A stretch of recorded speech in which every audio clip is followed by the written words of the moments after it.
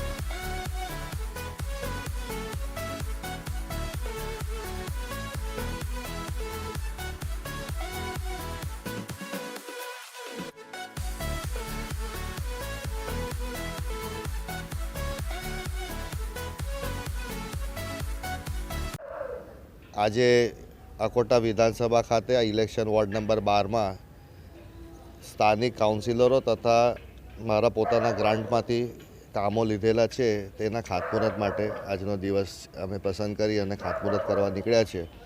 જામવાડી છે, એમાં 1-2 મંદિરો છે અમારે, ત્યારબાદ પટેલ ચાલ છે, તેમના રસ્તાનું કાર્પેટિંગ છે, ત્યાર પછી સુધરાઈ કોલોની છે, એમાં પણ રસ્તાનું કાર્પેટિંગ લીધું છે। અંબિકા મિલનું ચાલ, એમાં થોડા પેવરનું ને એના ઇસ્યુ હતા, એના અમે એને રિઝોલ્વ કરવા માટે લીધા છે। આમ કરીને લગભગ 35 થી 40 લાખના ટોટલ કામના ખાતમુહૂર્ત આજના દિવસમાં લેવામાં આવ્યા છે। આભાર।